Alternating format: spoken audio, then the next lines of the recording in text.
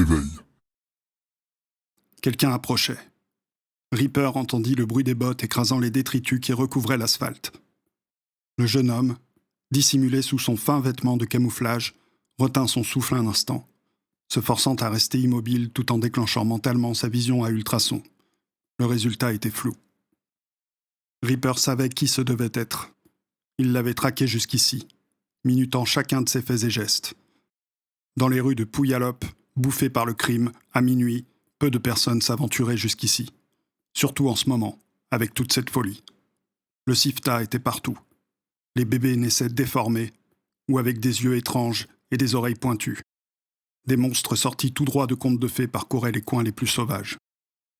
Mais il devait être sûr. Aussi, Reaper attendit, et écouta. Un seul homme, épais, dégingandé, prudent mais pas discret. Chaque mouvement et chaque geste était grossier. À 1 mètre de lui, Reaper distingua l'arête crochue du nez, puis les pommettes familières dilatées près des orbites. Il savait qui c'était. Blackie. Des sirènes se mirent tout à coup à chanter quelque part dans la ville, et un mur de sons aigus interférèrent avec la vision à ultrasons de Reaper. Blackie s'arrêta sous un lampadaire cassé pour s'y pencher, une de ses mains frottant sans cesse un crâne de rat rattaché à sa veste par un bout de ficelle. Le vieux charlatan murmurait quelque chose dans sa barbe. Reaper ne sut dire s'il jetait l'un de ses sorts ou s'il se parlait à lui-même. Après un moment, il se remit à marcher d'un pas décidé. Il passa l'endroit où se cachait Reaper, se dirigeant vers le coin d'un vieux mur. Quand Blackie lui tourna le dos, Reaper se releva, laissant tomber le drap mouillé et couvert d'ordures qui l'avait transformé en une de ces piles de détritus qui encombrent les lieux. Calmement, il sortit un tuyau en métal noirci par la suie et l'écrasa sur le crâne de l'enfoiré, lui arrachant presque l'oreille gauche. La silhouette dégingandée s'écroula sur le sol. « Blackie !» lança Reaper. « Tu aurais mieux fait de partir !» Au loin, d'autres sirènes se joignirent au concert, et un autre séisme subsonique ébranla le champ de vision de Reaper. Il retira ses lunettes. Le vieil homme le regardait, tenant son oreille contre sa tête. « Reaper !» s'étonna Blackie. Reaper rabaissa violemment la barre. Le coup fut assez lent pour que Blackie tente de le bloquer avec son avant-bras gauche, ce qui eut pour effet de briser net son avant-bras. Blackie hurla de douleur. « Rip, attends !» cria le charlatan, rampant en arrière pour tenter de mettre de la distance entre lui et son agresseur. « Tu ne sais pas à quel point c'est important !» Reaper envoya valser la rotule droite de Blackie dans la poussière. Des tirs éclatèrent dans la ville obscure. Une grosse fusillade. Blackie murmura, les yeux fixés sur Reaper. « C'est à Jack, Blackie !» Reaper attrapa cette fois-ci la mâchoire du vieil escroc, brisant quelques dents.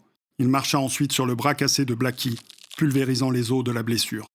Blackie le regarda et hurla douloureusement une syllabe tout en crachant du sang. L'espace d'une seconde, Reaper crut voir le visage d'un rat géant remplacer les traits tordus de Blackie. Puis Reaper les entendit. Tout autour de lui, le gémissement grinçant des rongeurs, le frottement feutré de leurs petits corps poilus qui couraient et sautaient dans l'impasse couverte d'ordures. Reaper tenta de balayer la horde sauvage avec son tuyau, chaque revers brisant plusieurs petits corps à la fois, tandis qu'il se jetait sur lui, mu par le sort du vieil homme ou par quoi que ce fût d'autre.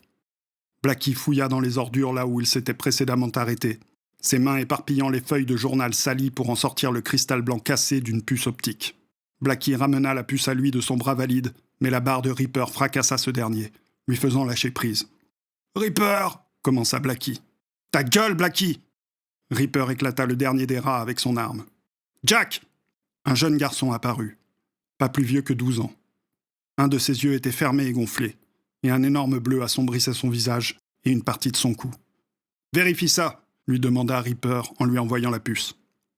Avec sa main valide, le garçon connecta la puce à un lecteur de données portable. L'écran rétro-éclairé illumina l'impasse. Heure, date, 0h0001, 24/12/2011.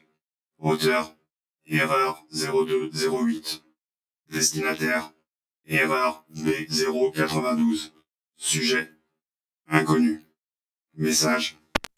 Bon réveil, monde. Bon retour. Amuse-toi bien. Ça et les trains.